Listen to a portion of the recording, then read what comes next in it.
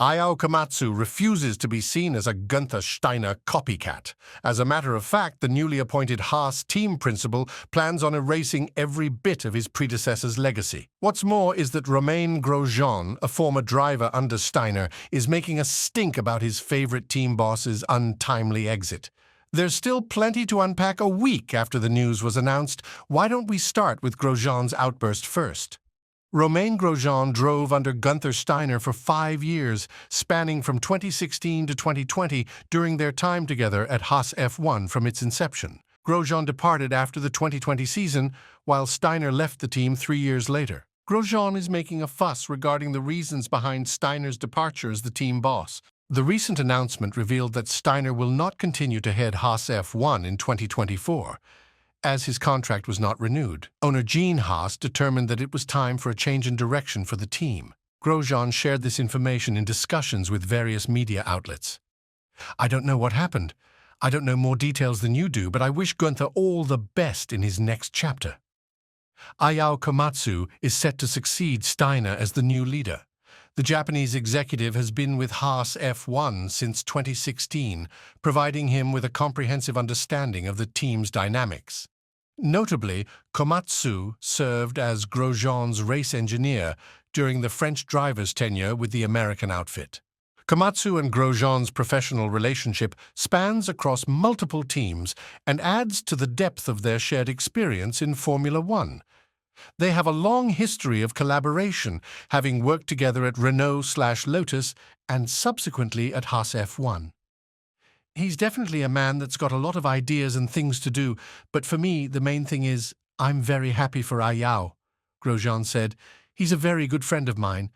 I competed in every one of my 181 Formula One races with him working on my car somehow.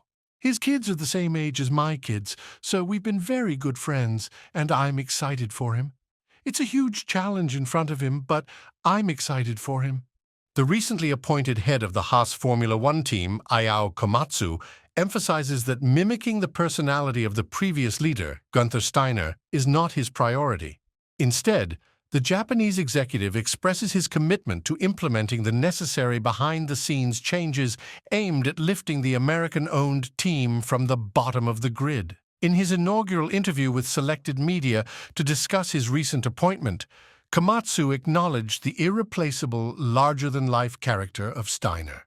Reflecting on this at Haas's F1 factory in Banbury, Komatsu shared his thoughts on the unique challenge of succeeding someone with such a distinctive personality. "Of course, I'm not trying to be Guenther Steiner. He's a very different person. I'm not here to replace Guenther Steiner's character. He's a very different character, as you know. He's got very different strengths and weaknesses to me, so I'm not trying to be somebody else. Gene, Haas, team owner, knows that, and if Gene wanted Guenther Steiner's replacement in that way, he'd have appointed somebody else. I understand that Gene wanted something different, so I'll try to be the best version of myself rather than trying to be somebody else." Komatsu is firm in his stance that his approach will differ from Steiner's, but the ultimate goal remains crystal clear: maximize the strengths inherent within the Haas team. I'm focused on improvement, obviously. I'd like to think that I'm correct enough, and I'd like to say I'm polite enough. I'm reasonably direct, I think. And then transparency, honesty. I don't do politics. I believe that if you've got the right intention, if your motivation is clear to get the best out of the team, I think it will get through to people and then really empower people and bring them together. Since taking on the role of team boss at the beginning of this year, Komatsu has dedicated the past few weeks to gaining a comprehensive understanding of Haas's strengths and weaknesses. Komatsu emphasizes that, before implementing any changes, he aims to meet as many staff members as possible and visit key facilities in Italy. This approach is crucial for gaining a thorough understanding of what needs to be addressed and done. "I'm going to Italy to meet with all the designers and the aerodynamicists we've got over there. I need to increase my understanding in that area. What are the core issues? How can we improve that? I spoke to some of the people here, but it's not like I've spoken with everybody already. So I'd like to wait until I speak with everyone. Then get people together and formulate an overview, rather than me saying, 'Okay, Within the last 3 days, I identified this, which may not be a correct representation. While Komatsu has not finalized any decisions, he hints that enhancing communication and fostering a stronger working relationship between Haas's UK and Italian bases will be a key area of focus.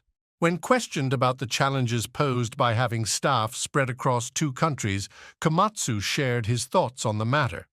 Of course, if you're setting up on a blank sheet of paper, you're not going to set up an F1 team with 2 separate factories in the UK and Italy. But that's how we started.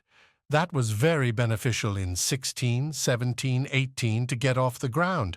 Then, of course, the landscape changes and certain regulation change happens, and so the team needs to evolve. This kind of things we need to assess continuously.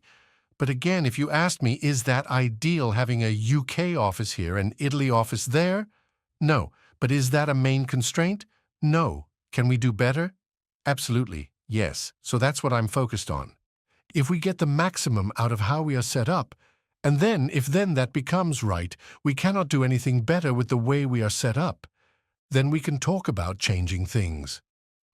Numerous reports have highlighted a significant point of contention between Steiner and team owner Haas, revolving around the necessary investment for improvement. Steiner argued that additional funds were essential to elevate the team's performance, while Gene Haas believed the focus should be on maximizing the existing resources. Komatsu acknowledges the substantial investments being made by other teams, including McLaren, Aston Martin, and AlphaTauri. However, he believes that immediate large-scale investment is not the pivotal factor Haas requires at this moment. It's a very tough business, but I'm still very positive about what we can do with the current setup. Then, as we improve on the current setup, certain things, I think, will become pretty obvious and natural. That may make us decide, okay, we need to diverge slightly from our original model in this way, and we need to maybe invest in this way. That will come up naturally, I think, rather than forcing it. I'm not here to put the place upside down, because then we cannot operate, and we will stop. Even if we had a massive investment straight away, we won't be functioning properly, we won't be using that investment properly. So, you have got to grow organically. We were not where we should be in 2023, and that's why we decided to make changes. But you cannot then suddenly just go for a huge leap, because then 2024 will be a complete disaster, right? So we've got to improve the team in 2024. I see it as a transitional phase, and then whatever we learn during the course of the year in a 24, I'm sure that will help us very clearly define what we're going to do in 5 years' time, 8 years' time, or 10 years' time. That's about enough for the Haas drama. It's time to give the Tifosi the news they want to hear. Ralf Schumacher, a 6-time F1 Grand Prix winner, expresses skepticism about Ferrari's potential to contend for the championship in the 2024 season. He attributes this doubt to what he perceives as the unpredictable nature of drivers Charles Leclerc and Carlos Sainz. The 2023 season turned out to be exceptionally disappointing for Ferrari. Despite entering the campaign with hopes of building on a promising start from the previous season and making a sustained push for the championship, the team never found themselves in contention. Sainz did manage to secure the distinction of being the sole non-Red Bull Grand Prix winner of 2023 by clinching victory in Singapore.